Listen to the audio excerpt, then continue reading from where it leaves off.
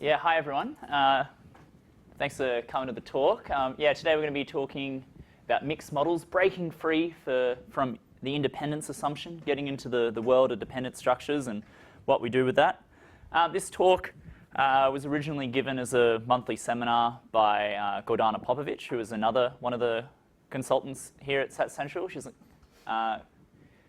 currently on a leave for a bit, so I will do my best to give the talk justice. So, let's start off talking about independence. So let's say we have two treatments or a treatment and control, this blue and orange colors here. We could be in a situation where we only have one sample of each treatment. We've got one. Oh, no, you're right. Checking the mic's working because if we're doing a recording. I think me and David already checked. It looks good. Oh yeah, okay. Oh yeah. Hello. Yeah, it doesn't seem to be coming out. It is working. Yeah. Okay. No, it's all good.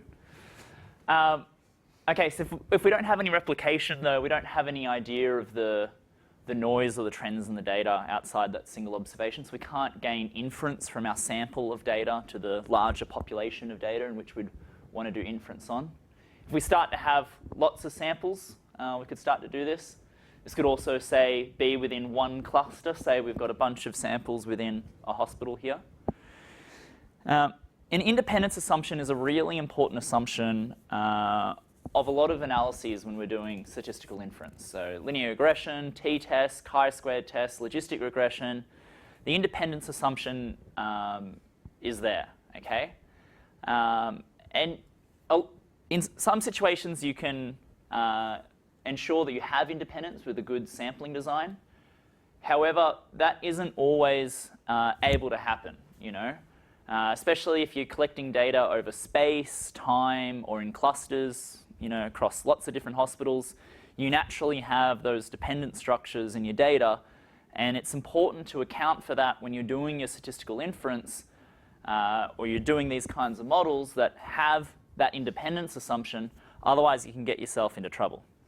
So how can dependence come about? So let's say we applied two treatments to a lot of different patients across a bunch of different hospitals. We could have clustered data here, okay? Or say we're measuring individuals over time, okay? And we're applying a treatment after a certain time point.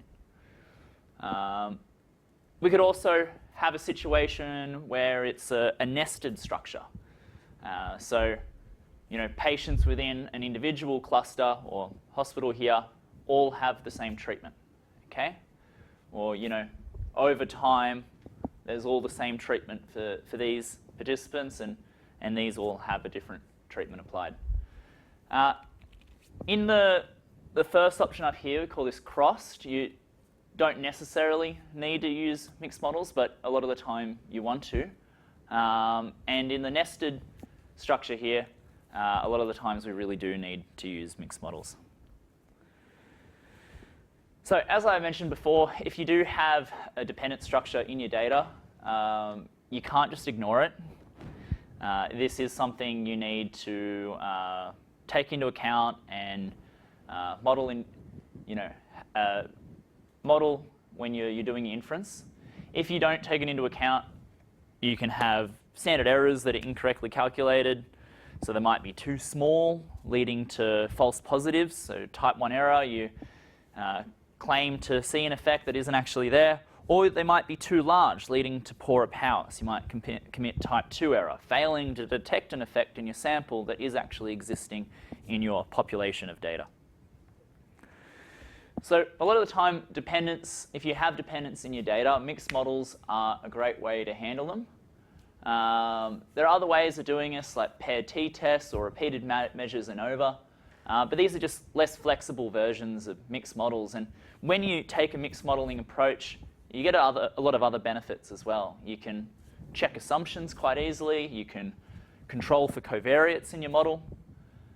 We can have other outcome types. You can have binary or count outcomes. We've generalized linear mixed models, GLMMs. You can have clusters of any size and unbalanced data. You don't need the same number of individuals in each cluster. And we can have more complex dependent structures. So we can have nested structures, temporal structures, spatial structures, temporospatial structures, and so forth. So to put this into context, let's start off with an example. Okay? So we have some subjects in a reaction time study. And they were asked to press a button as fast as was possible after being exposed to either an auditory stimulus, so a burst of some white noise, or a visual stimulus, so a circle flashing on a computer screen. The average reaction time was recorded for between 10 and 20 trials for each type of stimulus for each subject. So we have repeated measures per individual. The data also identifies which subjects are musicians. Okay? So some of these individuals are musicians as well, and so might have potentially better reaction times than your average person. So we can get this data from the stat2data library in R, and we can have a look at the first few rows of it. So you can see we've got a subject ID column, a response time, the stimulus, whether auditory or visual, and the type of participant, whether they're a musician or non-musician. And we're interested in answering the following question. How does reaction time differ for audio and visual stimuli whilst controlling for musician? Okay? And when we're looking to answer this question, we need to think about some of the properties of our data. So when deciding what statistical analysis you want to do, it's all about marrying the question of interest that you have with the properties of your data, your P's and your Q's. And so we need to consider the P's here, the properties of our data. And one thing we notice about the properties of this particular example is we have a dependent structure. Okay, so we have observations of each individual are dependent. So we have the repeated measures. Multiple reaction times are recorded for each participant. We also have groups here, whether they're musician or non-musician, and the stimulus, whether audio or visual. So we can have a look at plotting this data. We're going to do a box plot here. So we can start to see the response time, a lower response time. They're faster to respond. So you can see auditory stimuli, they seem to get faster reaction times. And if they're a musician, they also seem to get faster reaction times.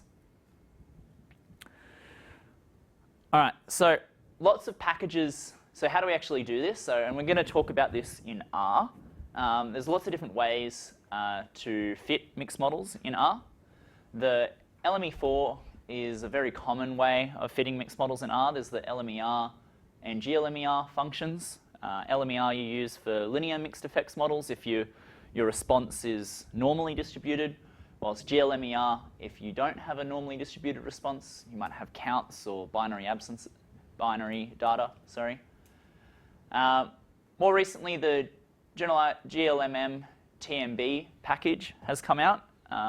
Same people that came out with LME4, so it has the same syntax as LME4, but it tends to run a lot faster and can be more stable. So mixed models can be quite complicated to fit. There's a lot of things that can break down and go wrong. You can get convergence issues, singular fits, so on and so forth. And GLMM TMB is able to handle those things a lot better. It's TMB stands for the Template Model Builder, and it handles those things a lot better. There's also the NLME package, which is sort of in between the other two. It's not as commonly used, but it's still a great package to fit mixed models as well. And they're all fitting the same thing. They're just going about it in slightly different ways. So if you're using fitting a mixed model in GLMM TMB or an LME4, you specify a random intercept term by adding this brackets 1 vertical line and then your intercept term, okay? So we've got, and this splits up between our fixed and random effects. So we'd say these two, our group, whether it's I'll close that, all good. Group, whether they're a musician or not a musician, and stimulus, whether auditory or visual, our fixed effects in this model, and then our 1/subject here is our random effect, okay? Potentially we could have had an interaction in there, but to keep this a bit simpler, we're just going to keep it as additive. Okay, and it's better to say that we've included a random intercept rather than a random effect, because a random effect can mean a few different things. We can have random slopes, we can have other different random structures, so it's good to be specific here. We've included subject ID here as a random intercept term. Okay, so as we said, one of the benefits of fitting a linear mixed effects model to handle dependent structures is we can check assumptions. So we're going to do that now by plotting our residual versus fits plot here of this model. We can see when we plot our residual versus fits models, residual versus fits, we have to have slightly different code. So we have this re.form equals NA thing up here. That's just to get rid of the effect of the random intercept terms. We can slightly warp what you're seeing in a residual versus fits. It basically can rotate your residual versus fits plot and makes you see fan shapes that aren't actually there. So to get a more honest idea of your assumptions of your model, you can plot your residual versus fits in the following way. So if we have a look here, we're looking for our residuals to be pretty much evenly distributed around the 0 line here. We don't want any fan shapes. We don't want any U-bends in our residual versus fits plot. And this to me looks all right. Yeah, there's, it's never going to be perfectly distributed around 0. There's going to be variation. But I don't really see any like strong fan shape or U-bend here. So I'm happy enough with this. We can also plot a QQ plot. Would have liked to have a QQ line on here as well, but basically we want these QQ points to, these quantiles, sorry, to fit along the QQ line. You can see it's pretty much diagonal here, so it's looking pretty good. Yeah, so as I mentioned before, mixed models are very mathematically tricky to fit. So things can and do go wrong all the time. So if you do get warnings and errors, please don't just ignore these. It's important to have a look at what's going on. Are you getting nonsensical estimates? You know, look to your random intercept or random effect terms, your random slopes. Are you getting really large variances, you know, 0 variances? Is there weird things going on there? And there's a bunch of you know, frequently asked questions, and Ben Bulker, who pioneered a lot of the work with GLMM, TMB, and LME4, has got some great vignettes on how to deal with some of these warnings and errors. Okay, so there's a lot of good information online on how to handle these. You can change the optimizer of your model. Potentially you might need to scale some parameters in your model. Potentially you don't have enough data to be able to fit such a complicated model, and you either need more data or you need to simplify the model that you're trying to fit. Okay? And yeah, as a good sanity check as well, not just the variance of the random effects you should check, you should also check the number of levels as well that you're fitting the model that you're wanting to fit. Okay? It's also important to note we don't use summary. You know, usually when you fit a linear model in R, you can do summary of the model and you get a bunch of p-values. We don't use summary for p-values here or for confidence intervals. In fact, if we did summary of an LMER model here, we're not even given p-values. Okay? They won't even give us p-values because they're not too confident on them themselves. So if we did get our summary of our model here, we get all this output here, okay? And if we look down the bottom here, basically the terms that we get is split into the random effects and the fixed effects. So we have here our fixed effects for the group, whether they're a musician or not a musician, and stimuli, whether it's visual or auditory. And then we have here the random intercept terms here with our variance estimate as well. Yeah. Okay. So on the topic of p-values, because everyone wants a p-value, so what do we do if we can't get them out from summary? So p-values for mixed models are actually pretty tricky to calculate. So LME4 doesn't do p-values at all by default. A good way to calculate p-values from mixed models is to do what's called a parametric bootstrap. Okay? So this is using the variation in your data to estimate a p-value instead of large sample statistical theory. So bootstrap comes from the saying of pulling yourself up by the bootstrap. It's using the data to get yourself out of trouble here. And that's generally a better approach than relying on this, the large sample size theory, statistical theory to get your p-values out, which would be the default if you're doing a lot of other different models. So you can do that and get approximate answers using drop one and e-means, or if you do ANOVA of a model with and without the term that you're interested in testing, so a null and full model. And you can get things out, but they can be approximate and not the best, especially if you have unbalanced clusters or you have models that you're fitting that don't have Gaussian responses if you're in the realm of doing generalized linear mixed models. Okay, we can do these parametric bootstraps using the PBKR test package. Okay, so what we're fitting here is we're refitting our mixed effects model without the stimulus term. So the stimulus is the thing that we're interested in testing. Okay, so to test for the effect of stimulus, I'm going to fit a model. So let's go back to our first model that we fit. We've got a model with group, stimulus, and subject ID. So we want to account for whether someone was a musician or not. I'm interested in looking at the difference between the two stimuli. And I also want to account for the dependent structure of multiple samples coming from the same participant. Okay? So this is my full model. I now want to refit this model with just the things that I want to control for.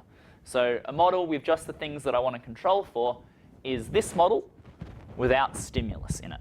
Okay? And that's what this code here is doing. It's saying, I want to update this model. I want to fit everything the same. That's what the full stop means. I'm having everything the same, except I don't want stimulus in it anymore. So I'm going to take out the stimulus. Okay? So that's our null model here. And then we're going to compare our full model to the null model. And we're going to do that using a parametric bootstrap. Okay? So it does that with 1,000 samples. It's important to note when you're doing parametric bootstraps, it's using, you basically, what you're doing is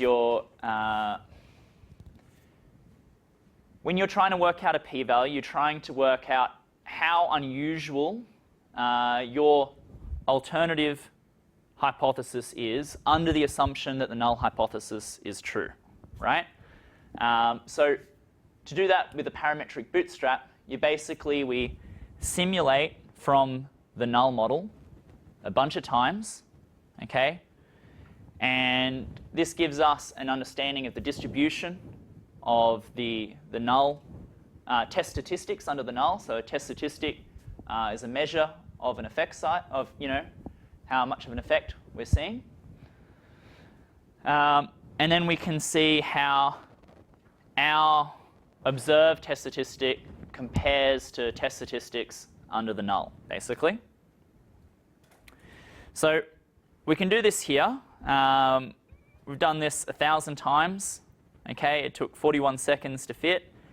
If you have a really large model, this can take a really long time. So you might want to do something quick and dirty with drop 1 or ANOVA at first. And then when you're ready to write up your results, you can do your parametric bootstrap and just let it run for a while.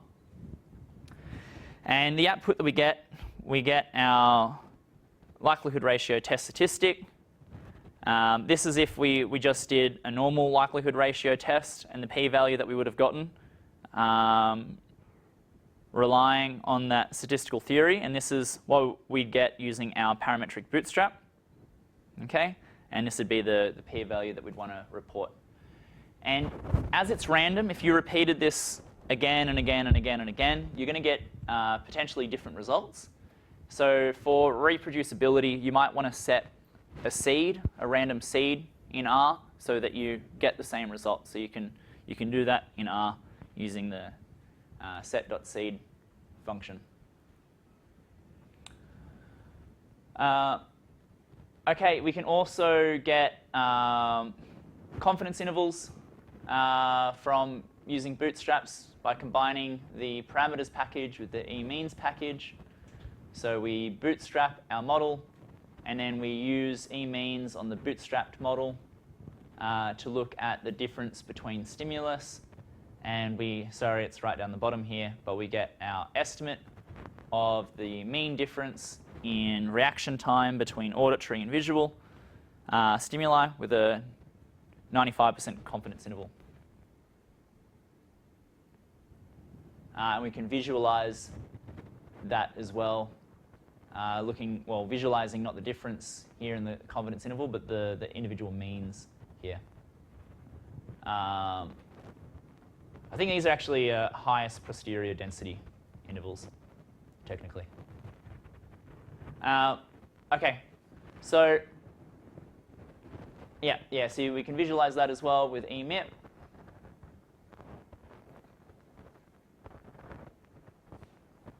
All right, and yes, we could get a quick and dirty estimate here using drop 1, 2, which is doing the same as, you're fitting one model with and without that term, and you've got our likelihood ratio test statistic, and you're getting out your p-value then for stimulus here using that statistical theory instead of using the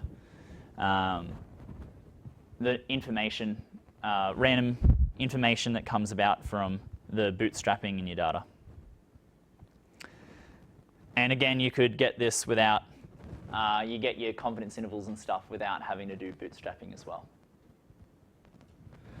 So this has been a very, very, very quick introduction into mixed models, and we haven't explained a lot of the maths or anything behind what your random intercepts and stuff are doing. But we'll talk briefly about some of the extensions that you can do with this. There's a large range of stuff that you can do with mixed models. So as I talked about, you don't have to have a Gaussian response. You can have counts. You can have binary outcomes. You can do this using generalized linear mixed models, just like a GLM instead of a generalized linear model instead of just a linear model. We can do the same with a generalized linear mixed model. We can do that using the GLMER function from LME4 or the GLMM TMB package. GLMM TMB handles both linear mixed effects models and GLMMs. Well, you can also handle multiple random effects. So you can have multiple random intercept terms if you want to. You should be careful how your cluster ID variables are labeled in your data. Making sure that things are the same, have the same label, and things that are different have different labels. This can be easy to muck up if you have nested data. So just check that your labels are as you want them to be. We can also have more complex dependent structures. So we can have temporal dependent structures, spatial dependent structures. Maeve here from Stat Central has done some work on GLMM TMB to put in multivariate dependent structures. With a particular application in ecology that people like to collect multivariate community abundance data. So that's a cool thing that you can do. You can do temporo-spatial, have both of them in there if you want.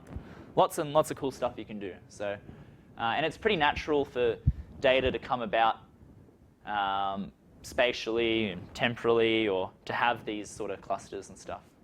So if we're collecting observations over space, where points closer together, samples that are taken closer together spatially are going to be more related than samples taken further away spatially, then you might want to account, it'd be appropriate to account for that dependent structure.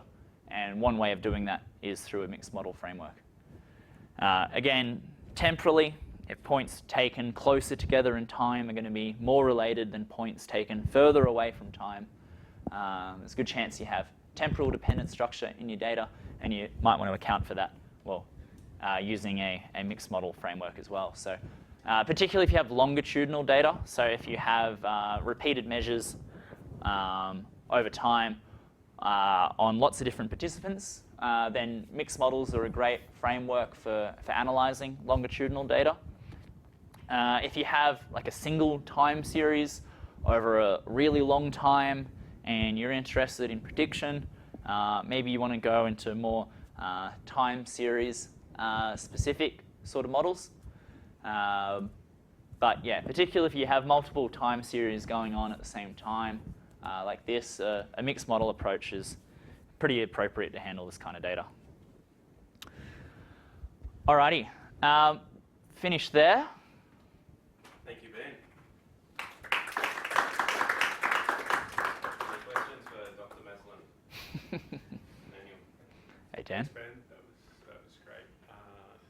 You mentioned that we shouldn't use summary for inference from mixed models. And then, so that was about the p-values. Are the effect sizes that come out of summary unbiased? Yeah, the effect sizes are fine. It's more the confidence intervals and the p-values and stuff that I'd be worried about.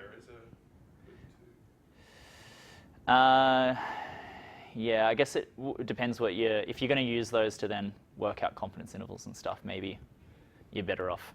Yeah. Yeah. For fixed effects, it's okay for a first pass. Yeah. It's just like if you're really digging in blind time and second decimal place, your p-value or something. Yeah.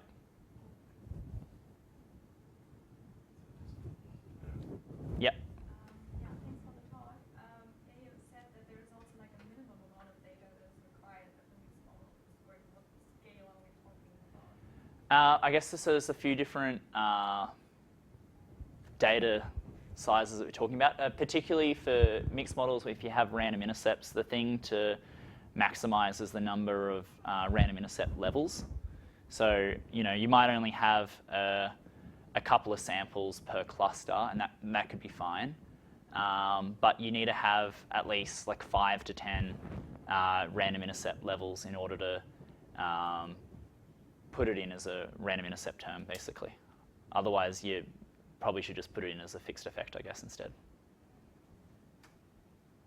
Can I ask a second question? Yeah, go for it. You also mentioned for the bootstrap test that it can take a while, like when you have a huge amount of it. Like, is it still run locally in R, or do you then move to a cluster? It depends. Yeah, and I guess if you have a lot of data, you can get out a p-value just by doing your quick and dirty and over comparing to your null and alternative. But yeah, so if you have a huge data set and say it's non-Gaussian, you're fitting a generalized linear mixed model, so it takes longer to fit already. It could potentially take like a couple of days to fit, depending on like what you're doing.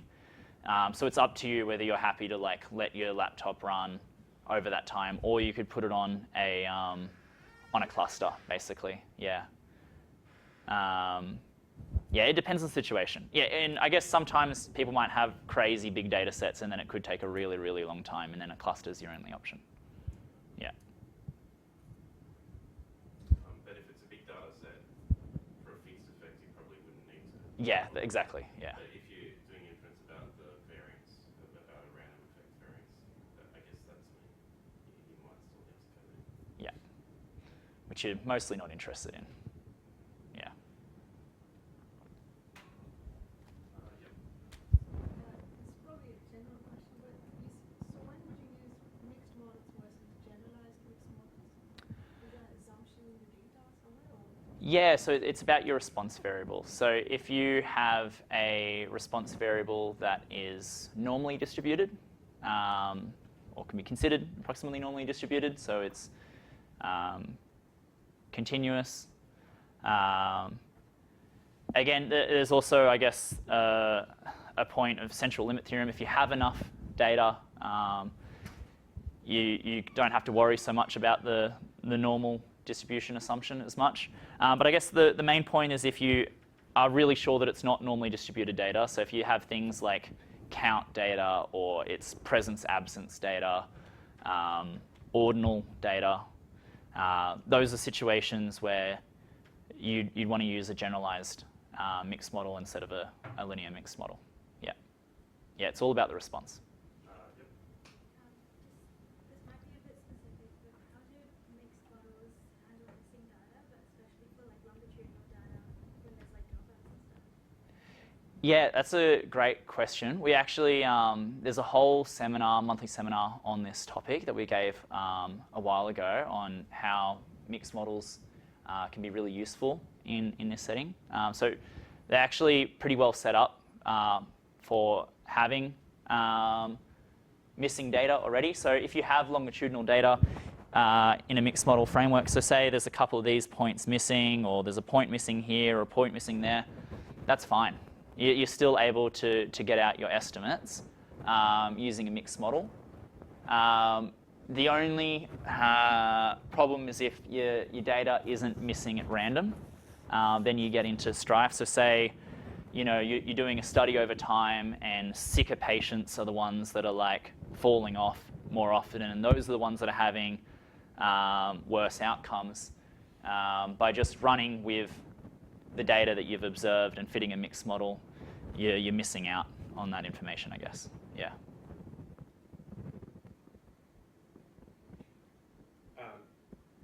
Why are they called fixed and random effects? What's an intuitive explanation for why those two terms? Yeah, great question, and it didn't actually go through this at all in the seminar. So a big thing for random effects is that you are basically assuming that you have a random sample of the levels of this variable, and you're interested in making inference of a larger population of levels of these variables. So in this example, we've got participants, okay? So I am interested not just in the participants that we sampled, I'm interested in a larger population of participants. And there's a distribution that goes on that. There's randomness. It's whilst the fixed effects, we're fixing our inference to those levels that we've sampled. We're only interested in auditory versus visual. We're not trying to extend that to other groups outside of those two. Mathematically, it's also doing things differently. So the random intercept levels, they sort of push all the estimates towards the group mean. Whilst your fixed effects try and estimate the individual means for each group. Yeah. Okay. So it's about the random part, it's like the levels are a random sample, but with the fixed thing, you're fixing your inference about the levels you have observed. Yeah. Okay.